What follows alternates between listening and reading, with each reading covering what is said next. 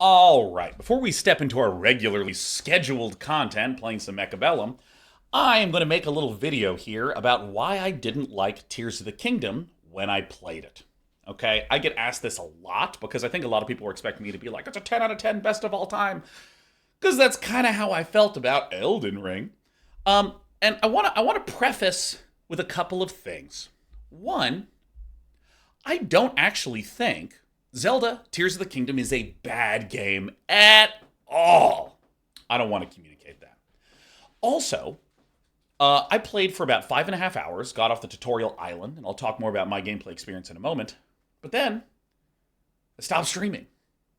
And then my wife was like, can I have the Switch to play Tears of the Kingdom now? And she must have played like 20 hours beyond where I played.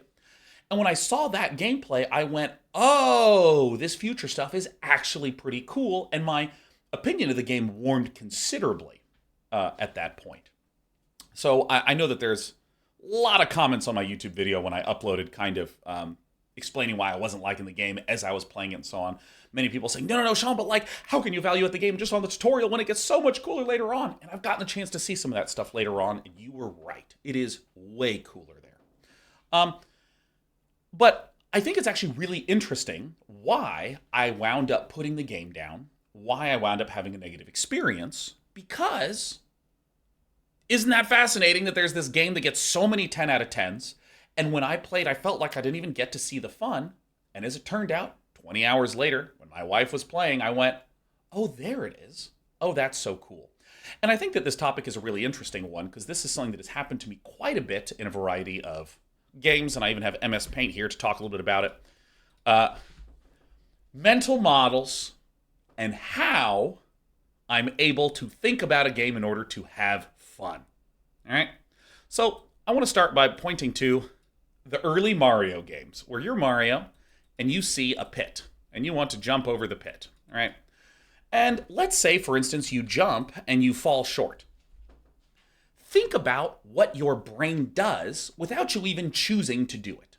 You think, oh man, I need to be better at timing that jump. I need to maybe start running beforehand so I have enough momentum to jump farther, or maybe I hit the jump button here when I actually should have hit the jump button like way over here, way crazy over here like a foot. Your brain instantly does this. Now, contrast this with how your brain thinks about a traditional role-playing game. I'll take the greatest RPG of all time, Chrono Trigger, as an example. Yay, Chrono Trigger! In Chrono Trigger, there are times when I would fight an enemy and go, man, I actually don't think I'm strong enough. Or when I played Morrowind as a kid, I remember saying, what if I just walk in this direction? I encountered some dragon that one-shot me, and my brain went, I'm not strong enough. And in those kind of traditional RPG thought processes, what you do is you think to yourself, okay, I need to get higher levels, I need to get better equipment, and once I have those, then I can go fight the big, scary dragon. Okay? You don't use that kind of logic on this jump with Mario. Almost no one jumps, misses, and goes, I need to get some experience and level up and improve my platforming skills. That'll let me jump farther and jump higher, and so on and so forth. Like, your brain thinks about platformers in a different way than it thinks about RPGs. And I want to delineate the difference between mechanics and mental models. And we're going to really go into the mental model discussion in a moment. It's not just that jumping is a mechanic here with lots of platforming, and in some RPG, maybe it doesn't have jumping and that's not a mechanic. It's not merely a mechanics difference. Instead, it is I have everything that I need, I just need to get better at it, versus an RPG, you don't have everything you need to, so you need to go quest and gather and improve and grow. And I have spent a long time playing all manner of crazy different games on this stream. And what I have found is that there's plenty of games that when I first start playing, I don't know how I'm supposed to think about the game, so I don't have fun. And a few hours in, I realize how I'm supposed to think about it. And then I'm able to have fun only once I know that first thing. And this leads me to a discussion of mental models. Okay? So let's make ourselves a 3-layer cake. All right, so when a lot of people begin to describe a game, they will begin saying, okay, so here is how things work. Here's the mechanics. Here's just, hey, it's StarCraft. You want to make a worker? You click on this command center. There is a resource called minerals. You click this button, it begins to produce an SCV, and there you have it. Now you have made an SCV.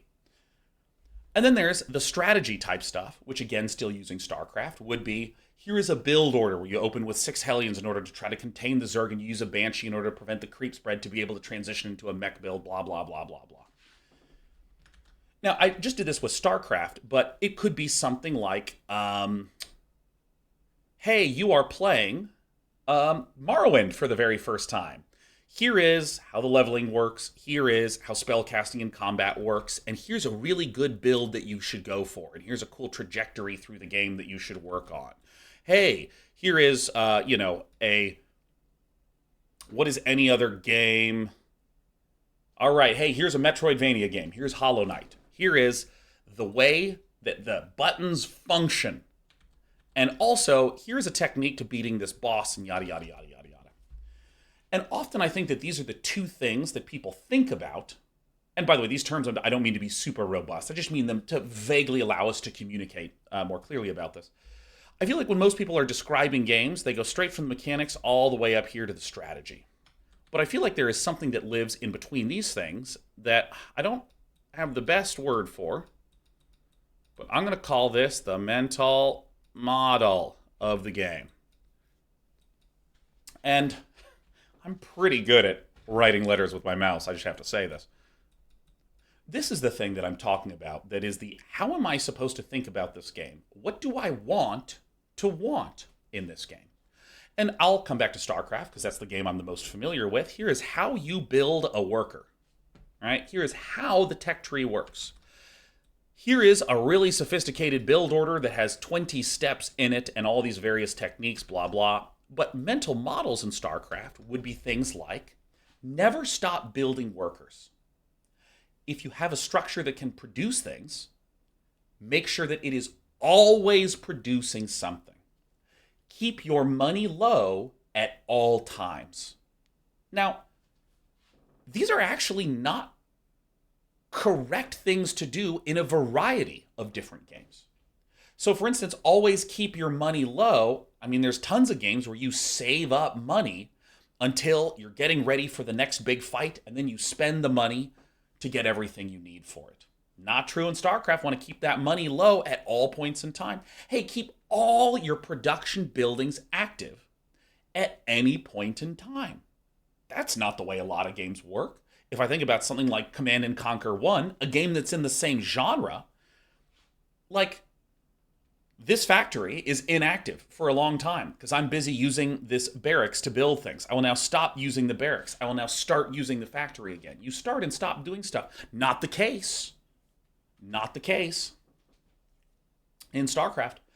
But once you learn these kinds of rules of thumb, these general decision-making processes, it is not that helps you go from playing the game poorly to playing the game well. Rather, it's what lets you go from not playing the game properly at all to beginning to play the game properly, in which over here there are good and bad decisions. Okay? So in a game of StarCraft, it's actually really interesting because I spent, 5-6 years making educational content around StarCraft, that when you sit someone down and you start explaining these basic ways to think about the game, always keep money low, always keep your production buildings active, never stop building workers, it simplifies the game. It actually simplifies the wrong word. It clarifies the game to people. Because if I say, build one barracks and expand, that statement, plus all this, never stop building workers, always keep your money low, always keep production buildings active, quietly prescribes the first 3 to 4 minutes of the game. Because the only thing you can afford is building the workers, building the depots, building the marine, and building the command center. And that's all you actually have money and time to do at that start of the game. And I think one of the best examples of a mental model that took me personally a while to get was the Souls game. Because if we look at the mechanics of Dark Souls, it actually, on paper, sounds like a regular action RPG, right? Oh, you kill monsters and they drop XP. Cool. You can find items and equip them to your hero. Cool. Different weapons have different movesets. Sure, when you level up, here's a variety of stats that you can use to improve your character. Right. And some weapons and equipment require various things. There's consumable items. There's quests. Blah, blah, blah. I gotcha. I'm going to sit down. I'm going to start playing this game. But again, notice that the mental model of these Souls games is different than the mental model of some traditional RPGs that I described. I remember being a kid and thinking, oh, hey, Final Fantasy VII just got out of Midgar. I'm a little scared of this huge world. Let me wander around in fields and just bash stuff until I've gained a few levels, and then I'm ready to advance. In the Souls games, no, dude. This game is not actually about go farm easy dudes until you're strong enough to beat the tougher dudes. In fact, you can be level 1 and you have everything you need to beat the game. And the mental model of the Souls games that took me a little bit to understand, this is not a holistic statement, this is just like a sort of simple thing to communicate to you.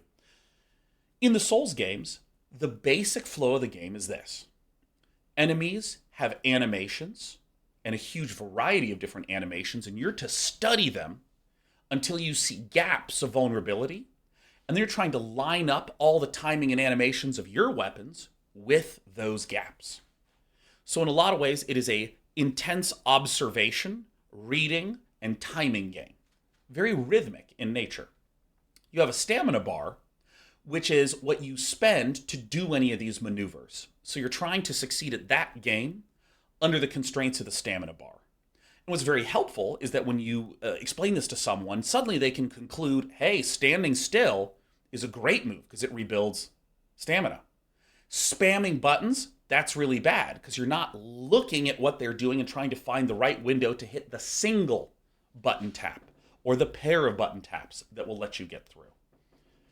And then once you do that, once you sort of understand this mental model, you begin to be able to play and enjoy the game.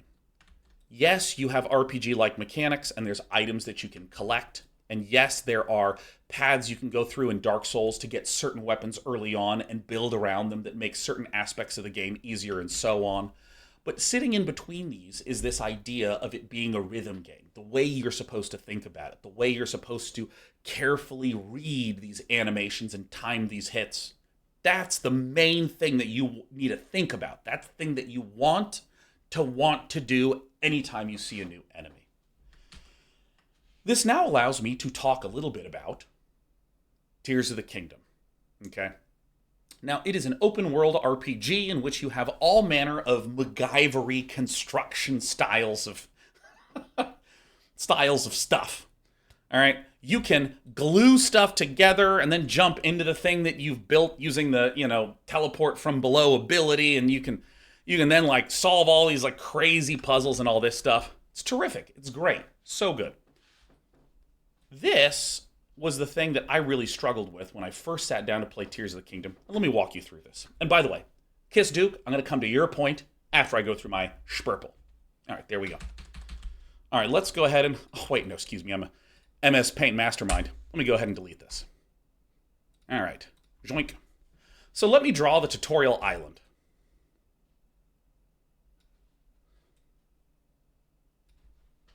That's pretty good.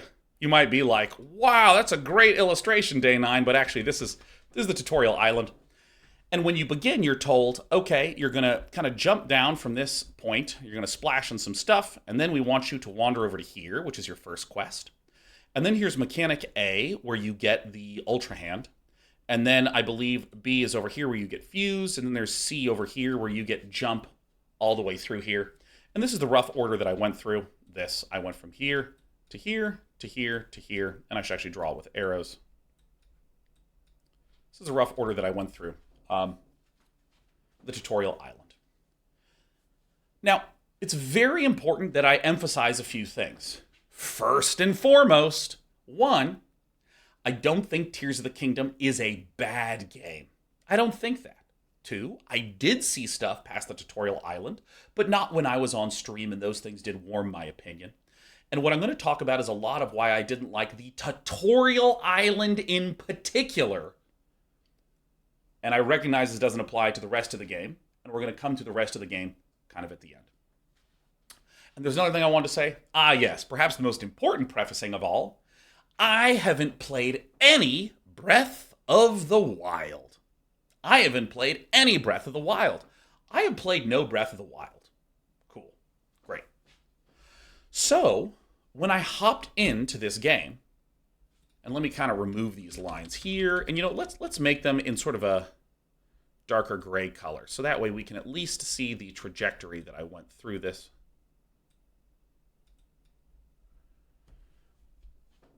So when I first sat down to play, in this, starting area, I kind of spent some time wandering around, looking at various things.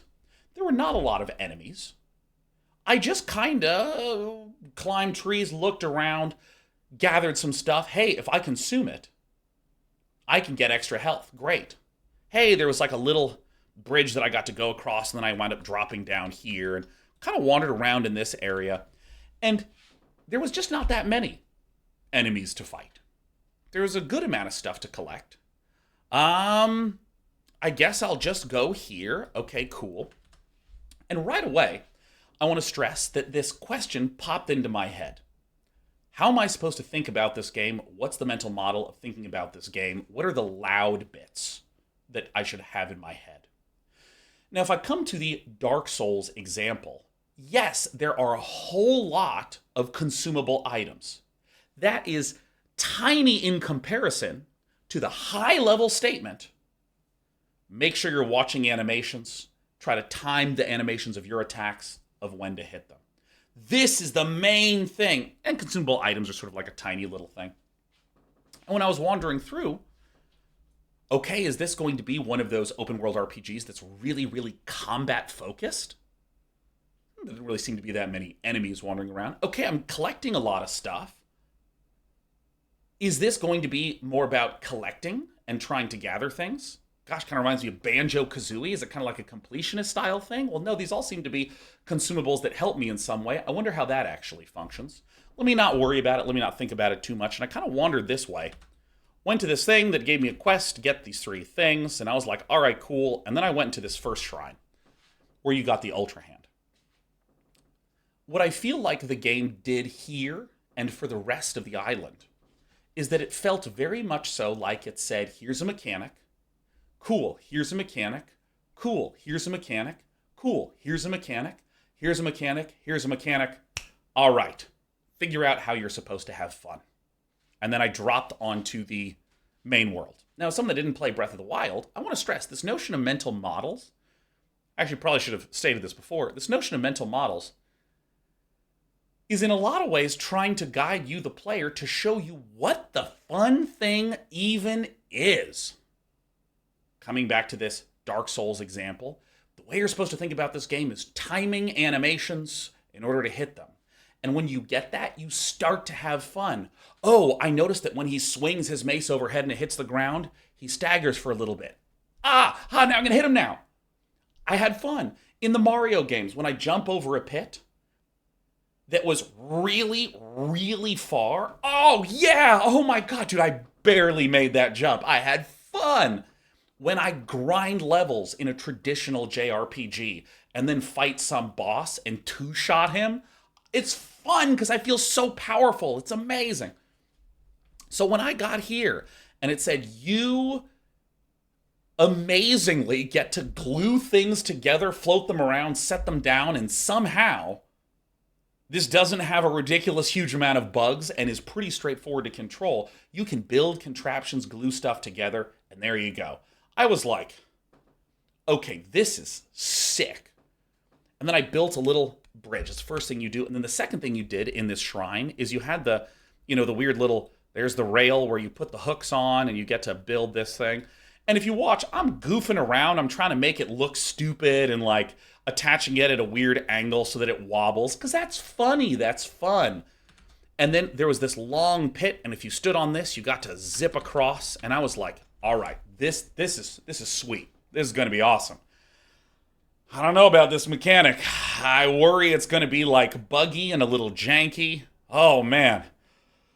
Oh, it was kind of like a whoa, that is a big, insane mechanic that I have never seen executed in an ambitious way like it did in this game. And there was kind of this awe that I had. Oh, dude, this is going to be sick. And here is where I wish the tutorial island gave me a bunch of crazy obstacles and weird parts and a way to solve them in order to get to B. Instead, you saw me mess around. Things were falling off cliffs. I was building dumb-looking bridges and trying to get them to wobble as I walked across. I thought that was, pretty fun. And messing up, I always find to be pretty fun in games. But broadly speaking, I was like, oh, okay, so I'm just going to get across this bridge pretty easily because it's just a gap. Oh, and then I get across another one. Oh, and then here is a boat, and I'm just going to put the boat on the lake and it just goes across. It was very linear. And so this is where a mental model hitch happened in my brain.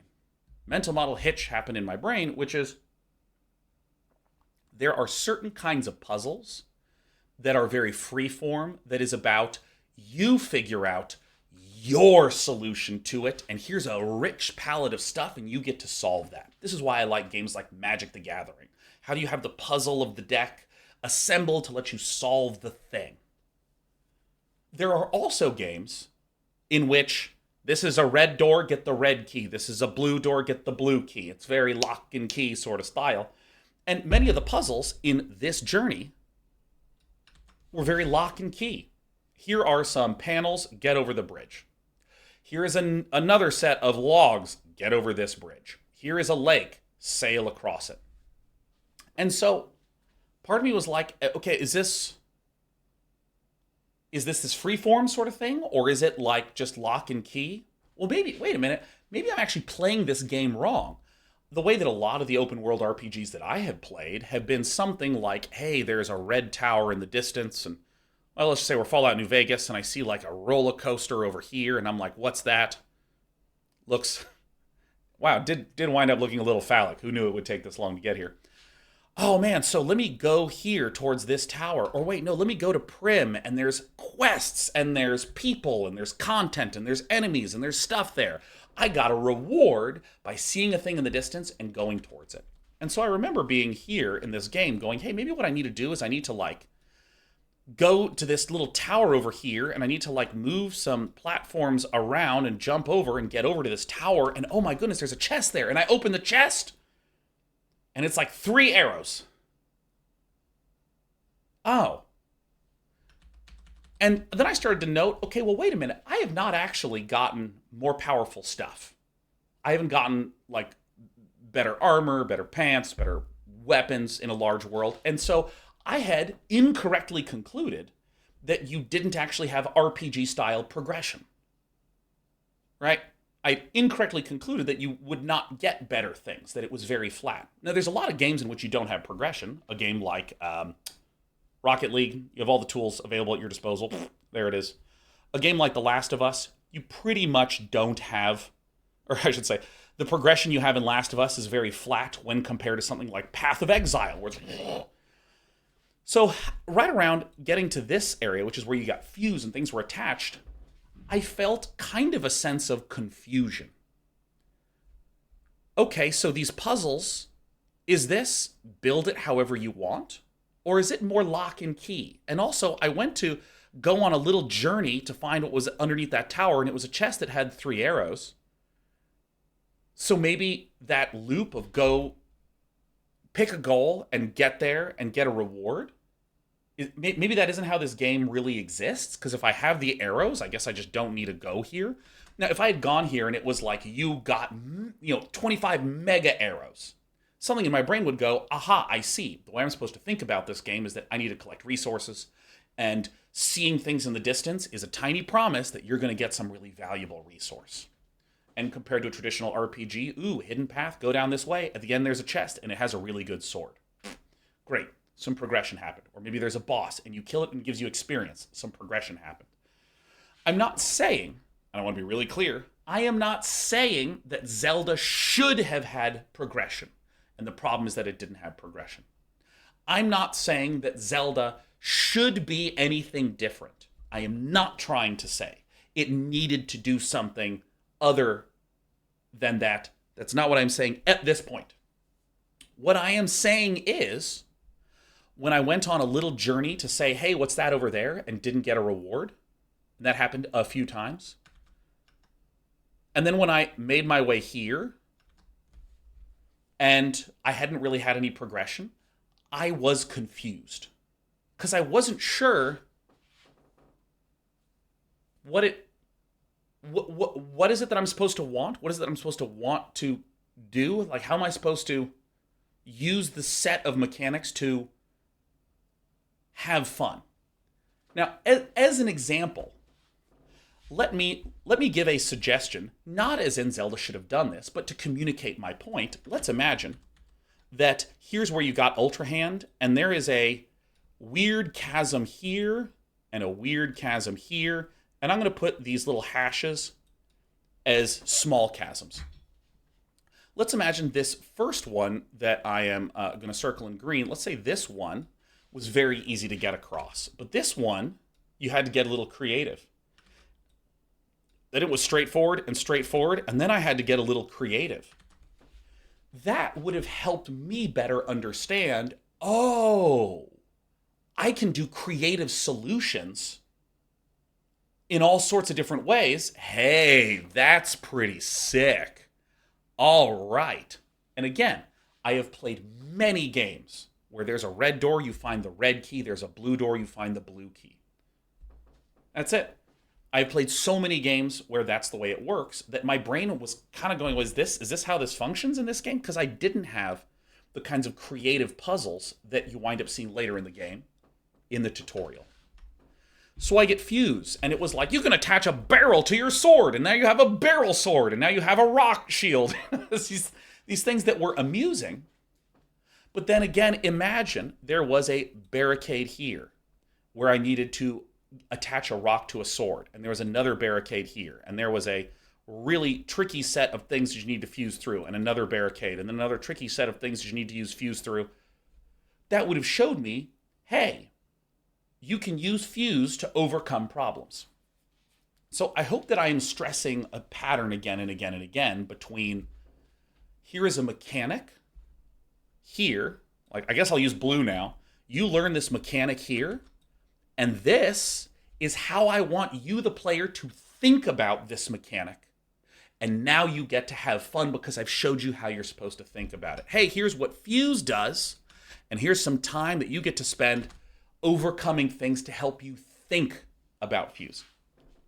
Now, I've given a lot of explanation of what something would have been that was helpful to me, but I want to return back and just describe my experience, deleting all this stuff. There we go. I did A, and it went, you can glue stuff together and do physics stuff. And I was like, cool. And then it was, make a bridge, get across a lake, slide around on a thing. All right, here's a new mechanic. And then I also detoured and got some arrows. And here's a new mechanic where you get to fuse. And then I used no fuse in this period at all. So I was like, okay. And then it was like, you can jump from below and get above. And then I was like, all right, I'll sail to here. And I want to stress, if there was something that helped say to me, here is an obstacle. Like, imagine this line that I draw in red was like the final journey to the ending spot. And let's imagine there were challenges here that I could solve with crafting, that I could solve with fusing, that I could solve with the burrow underneath and pop out the other top, whose name I can't remember. I could solve them with Ultra Hand. If I had been presented with things where I was required to do that, that would help me understand, oh, these are tools that can be used in fun ways to overcome problems. Hell yeah. I get it. But when I wandered from A to B here, let me actually go back to green. When I wandered from A to B here, I didn't really see that many things that required the Ultra Hand to do anything other than the most obvious way of using the Ultra Hand. And then I remember walking from here to here, I just kind of walked. And I understood incorrectly. I understood, okay, I haven't been progressing with items and getting better items, so I don't really need to fight any of these guys. So I just kind of walked past them. And I just kept walking. And then I got to this area that was like, the cold area, and it was like, you need to eat fire berries. So I ate them. All right, so I just kind of wandered up here, and then I got Ascend. And then not only did I not use Ascend, afterwards I just kind of went here and sailed there, and they were like, great. Now go up here and do a little puzzle solving. Oh, yeah, then you learn the rewind ability, which again, amazed that the rewind ability, the Ultra Hand, the Fuse, I'm amazed that this game works. And I don't mean works well. It works way better than well. It works nearly flawlessly. I can't believe it works at all without having my Switch burst into flames.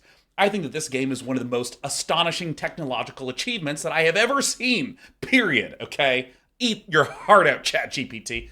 I mean, this is incredible. But, when I was going here and I was rewinding time and I was doing various stuff, I had fun in each of the shrines. I had fun in each of the shrines, and I had fun kind of wiggling, worming my way up here. But those shrines represented such a tiny, tiny minority of the time I spent on this tutorial island.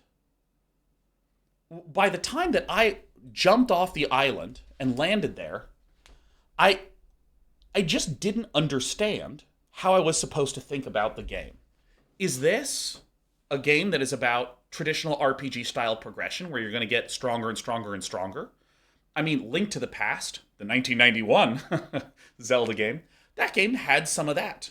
You could get slightly better swords, you could unlock more capabilities, you could unlock more mechanics. So is it going to be some sort of RPG-esque, Zelda-esque style game? Is it like a puzzle-solving game where it's lock and key, where you need to find the objects that you need to progress? Is it a construction style game where you get to creatively construct solutions? What I learned later, and again, this is me watching my wife play 20 hours past the tutorial island, I later saw, here is a scenario. There's a bunch of trolls that are in front of a bridge, and you need to get past it. You can build a glider to shoot past. You can get some consumables to make yourself immune to the particular kind of damage that they deal. You can create a rocket and try to blast through them. You can do all sorts of stuff. And you could go up and fight them if you wanted to. Like, that's fine. You don't have to. You can fuse together equipment that is specifically good at taking them out. And I think that's kind of sweet. And so the thing that I invariably felt when I got to the end of Tears of the Kingdom's tutorial island was a sense of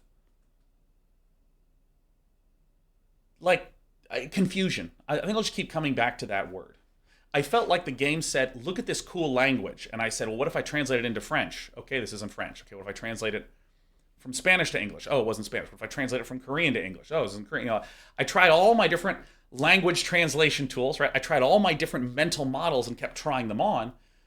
And the tutorial island kept not really gelling with any one of those. And here is what I think happened. This is a guess, by the way. Please understand, I know that what I'm about to say is a guess. Open world games have a quality where you're supposed to be free. You're supposed to go anywhere you want to go in the world map. That's what makes it beautiful. A lot of old school linear games, we'll use Prince of Persia Sands of Time. Woo, love that game. Prince of Persia Sands of Time introduces some mechanics, and then you play with just those mechanics. Then they introduce some more mechanics, and then you play with just those mechanics. And you're like 80, 90% of the way through the game, and you are still learning a new mechanic and playing with those mechanics. Oh, do Banjo-Kazooie. You're going to play Banjo-Kazooie? Man, I'm going old school with these games. Yeah. Here is a new move for Kazooie. Here is an entire level where you're going to use that. Hey, you just learned flying. We have an entire level where you're going to learn how to use that. Shows you the mechanics, you get to have fun with it. Shows you the mechanics, get to have fun with it. If you had an open world game where you showed someone a mechanic and then gave them 2 hours of content to play with it, well, dude, I want to go on an adventure. I want to go wherever I want. This is supposed to be an open world game. So and again, this is a guess, I believe what could have been a factor is they went, all right, so we have all the mechanics from Breath of the Wild, and then we have Ultra Hand, and Fuse, and Ascend, and Rewind. Let's show you these as quickly as we can in a free-ish area, so that way, as much of the game as possible for you is doing whatever you want with the sweetest set of tools possible. And I've seen a number of games do this, like Biomutant, which, I had other critiques of. Biomutant felt very much so like, hey, welcome, here's platforming. Okay, here's combat. Okay, here's the magic system. Okay, here's crafting. Okay, here's another form of blacksmithing to improve your equipment. Okay, here is another way in which you can build relationships with various characters in the world. And there's another system that manages that I felt like there's so many things that they want you to know up front that if they took the time to say, dude, here's a mechanic, let's let you have fun with it. Okay, here's our second mechanic, let's let you have fun with it. If you daisy-chained that altogether, you'd have a 10-hour tutorial, and then at the end, you'd finally get to play the game. So I think that this is kind of I'm not going to propose a solution or anything like that. I think that there's certain challenges that open world creates where if you want an open world game with lots of mechanics, literally where do you have the time to show the player? But I think the thing that I will say with confidence is that when I went through the tutorial island, going from, A to B to C and then back to this area and then off, when I went through this, my net feeling at the end of the tutorial island was confusion. Confusion, not because I didn't understand how the mechanics worked, but because I didn't understand the mental model of the game. Should this game now have me excited to land and get a level 2 sword and a level 4 sword and a level 8 and then on to a level 99 sword by the end of the game? Is it that when I land here, I'm going to be, constructing all manner of elaborate things? Is this going to be an exploratory game where I find new, fresh, crazy visuals? Like in Elden Ring, every time you go to a new area, the whole color palette changes, stuff's happening like crazy visually. Did that happen much on the tutorial island? Not really. Not really. It was kind of just a very banal set of trees and lakes and rocks, and it was very beautifully assembled, and it looked nice, but it wasn't like there was these striking visual moments on the tutorial island. And again, when you get way past the tutorial island, oh my goodness, does this game deliver that in spades. My goodness, does this game just keep revealing to you more like, hey, you thought you'd seen everything. Well, guess what? You're not even a third done. Oh, this is awesome. It was great. So, in conclusion, I do not think Tears of the Kingdom is a bad game. I do not think it is a bad game. I also think that my opinion of it has warmed substantially since seeing more of the game in the future. Great. I am saying that the tutorial island left me, someone that has not watched any Breath of the Wild, someone that generally doesn't play a lot of open world games, it left me with a sense of confusion because of this mental model statement. And I broadly believe that this is the key to tutorialization in complicated games. You need to not just tell me here are my tools, but you need to tell me how I'm supposed to think about my tools. In StarCraft, your tools are barracks and factories and research structures, and the way you're supposed to think about them is that they always need to be active, that you always keep your money low. In Dark Souls and Elden Ring, your mechanics are your weapons, are these levelings, are these consumables, but the way you're supposed to think about the game is this timing and rhythm and animation studying aspect in order to punch in for damage through really careful observation. That's how you're supposed to think about that set of tools. And with Tears of the Kingdom, I would have so loved in this tutorial island if, in addition to showing me these mechanics, it almost belabored more, yo, Sean, here is how you're supposed to think about the tools we've just given you to let you have a lot of fun. And that's why I didn't wind up liking the Tears of the Kingdom tutorial section. Yeah, I did it. I said my point. Woo! I said my point. Oh, wow. It only took, what did I say, 10 minutes? It's a good thing it only took 10 minutes for me to get through that point. My God, I think I'm a liar. Kisduke, there were some comments you had earlier, and I am happy to address them now before I pop into this. Ever says the tutorial island for these thoughts kind of lost me.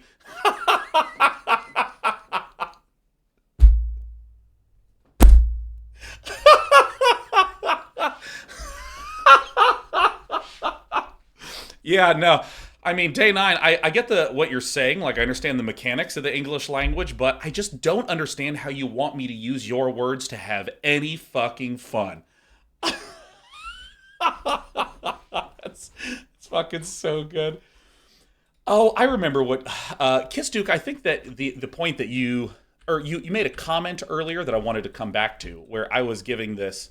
Here's the mechanics, and then here's the mental model, and here is the strategy.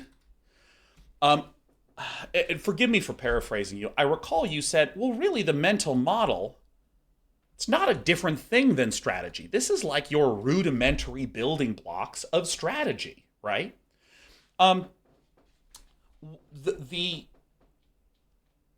Here's my answer to that.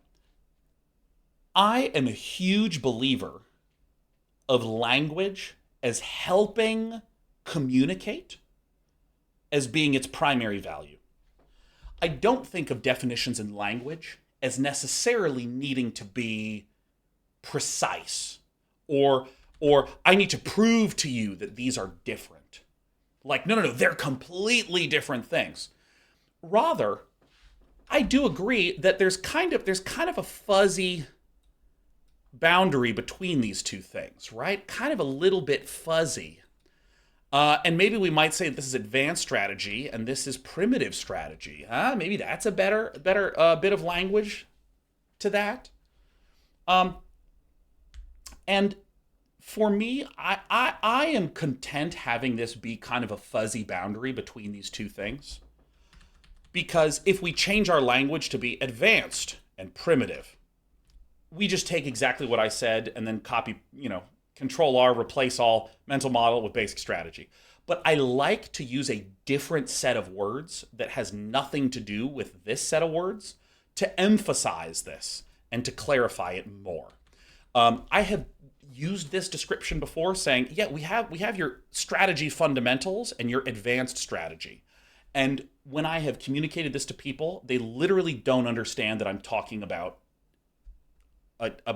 this. They don't see it as being different. They're like, oh yeah, no, cool, I love build orders too. And I'm like, no. But even more fundamental to build orders in the strategy layer is keeping your buildings active. And they're like, well, no, I actually think a build order is the fundamental form of strategy. And all of a sudden we're having a debate about one of the most commonly used terms in games, strategy. We're doing that instead of focusing on what I think is the important takeaway. I want someone to show me mechanics and then tell me how I'm supposed to think about and have fun with that set of mechanics. So I'm gonna close this segment here. Because I really want to play Mechabellum. So we're gonna play Mechabellum, and there you go.